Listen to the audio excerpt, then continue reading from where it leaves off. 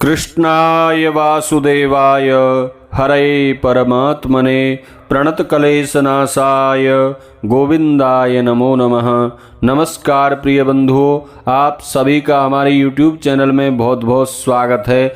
आज की इस वीडियो में आप श्रवण करेंगे भाद्रपद मास के शुक्ल पक्ष की परवर्तनी एकादशी, जिसे वामन एकादशी के नाम से भी जाना जाता है, व्रत कथा। बंधुओं, इस बार परवर्तनी एकादशी का व्रत 25 और 26 सितंबर को किया जा रहा है। 25 सितंबर को गृहस्थ लोगों को व्रत करना चाहिए और 26 सितंबर को वैष्णव लोग, साधु सन्यासी, मोक्ष की कामना से व्रत करने वाले जनों को एकादशी व्रत करना चाहिए। जो लोग 25 सितंबर को एकादशी व्रत कर रहे हैं, भगवान नारायण की पूजा अर्चना के बाद, इस दिन वामन भगवान की पूजा के बाद एकादशी व्रत की कथा अवश्य ही श्रवण करनी चाहिए, तभी व्रत का पूर्ण फल प्राप्त होता है।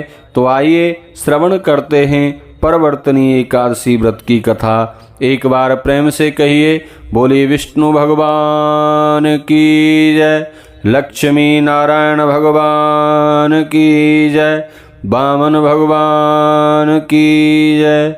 बंधुओं, धर्मराज युधिष्ठिर ने भगवान वासुदेव से पूछा, भगवान कृपा करके यह बताइए कि भाद्रपद मास के शुक्ल पक्ष की एकादशी का नाम क्या है और इसके व्रत को करने से क्या फल प्राप्त होता है। श्री कृष्ण भगवान बोले, धर्मराज, भाद्रपद मास के शुक्ल पक्ष की एकादशी को परवर्तनी एकादशी कहते हैं। इसी को जयंती एकादशी, वामन एकादशी भी कहते हैं। इसका परवर्तनी नाम इस आधार पर है कि इस दिन भगवान शयन करते हुए करवट बदलते हैं, और वामन एकादशी इसलिए कहते हैं कि इस दिन वामन भगवान की पूजा अर्चना की जाती है। यह एकादशी सब पापों को नष्ट करके स्वर्ग प्रदान करती है। अब मैं तुम्हें इस एकादशी से संबंधित महात्म्य को बता रहा हूँ। इस एकादशी का व्रत करने से वाजपेय यज्ञ का फल मिलता है, बल्कि इससे भी अधिक इस दिन जो कोई वामन भगवान की पूजा करता है, उसे तीनों देवताओं ब्रह्मा, विष्णु और महेश्वर की पूजा का फल प्राप्त हो जाता है। जो व्यक्ति इस व्रत को कर लेते हैं, उनको संसार में और कुछ करने को शेष नहीं रह जाता। इस एकादशी को करवट बदलने की बात सुनकर युधिष्ठिर ने श्री कृष्ण भगवान से पूछा, भगवान, मैं यह जानना चाहता हूँ कि भगवान किस प्रकार शयन करते हैं और करवट बदलते हैं। मैं यह भी जानना चाहता हूँ कि उन्होंने राजा बलि को क्यों बांधा और वामन बोने का रूप धारण कर क्या क्या लीलाएं की, चातुर्मास की विधि क्या है और भगवान के शयन करने की उस समय सीमा में संसारी मनुष्यों को क्या करना चाहिए, यह भी मैं जानना चाहता हूँ। वह सब बताकर मुझे कृतार्थ कीजिए। श्री कृष्ण भगवान ने बताते हुए कहा, कुंती नंदन, अब मैं तुम्हें इस एकादशी से संबंधित सब पापों को नाश करने वाली कथा सुना रहा हूँ। ध्यान पूर्वक सुने। बलि नाम का एक दानव था। वह भगवान का भक्त था, साथ ही दानी, सत्यवादी और ब्राह्मणों की सेवा करने वाला था।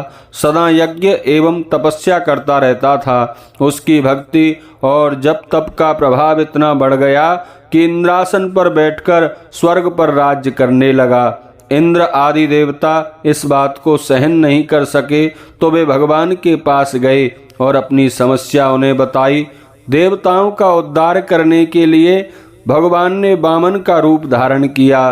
वे तेजस्वी ब्राह्मण बालक के रूप में वहां पहुंचे और राजा बलि को जीत लिया। यह सुनकर युधिष्ठिर ने पूछा, भगवान, वामन रूप धारण करके भगवान ने बलि को किस प्रकार जीता, यह प्रसंग विस्तार के साथ बताइए। आपकी बड़ी कृपा होगी, क्योंकि इस बारे में जानने की मेरी बहुत अधिक इच्छा हो रही है। भगवान कृष्ण ने उत्तर में कहा, भगवान वामन का रूप बनाकर बलि के पास गए और बोले, राजन, मुझे 3 पग पृथ्वी का दान कर दें। यदि आप ऐसा कर देंगे तो आपको 3 लोक दान करने का फल प्राप्त होगा।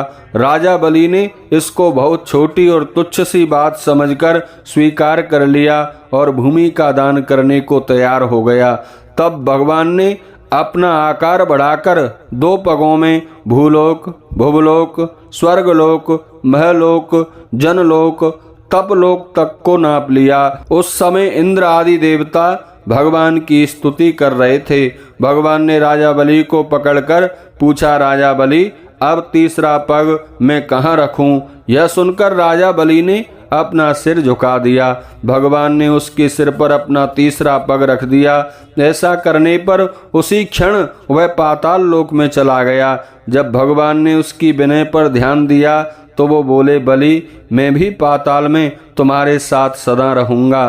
भाद्रपद मास के शुक्ल पक्ष की परवर्तनी एकादशी के दिन मेरी एक मूर्ति तुम्हारे पास रहेगी और एक क्षीर सागर में शेषनाग पर शयन करती रहेगी। इसी एकादशी से भगवान सोते हुए करवट बदलते हैं। इसी दिन त्रिलोकीनाथ भगवान विष्णु की पूजा करनी चाहिए। इसमें चावल और दही के साथ चांदी का दान करना चाहिए। रात्रि जागरण भी करना चाहिए। इस प्रकार इस एकादशी का व्रत करने से मनुष्य के सभी पापों का नाश हो जाता है और उसे स्वर्ग लोक की प्राप्ति हो जाती है। जो कोई इस व्रत को करता है वह स्वर्ग में जाकर सदैव चंद्रमा की भांति प्रकाशित होता है। उसे लोक और परलोक में दोनों जगह यश प्राप्त होता है। जो पापों का नाश करने वाली इस कथा को सुनते हैं उन्हें अश्वमेध यज्ञ करने का फल प्राप्त होता है। परवर्तनी एकादशी में वामन भगवान की पूजा करें और आहार में ककड़ी का फलाहार करें। आप सभी को परवर्तनी एकादशी व्रत की बहुत बहुत शुभकामनाएं। नमस्कार, प्रणाम, जय श्री कृष्णा।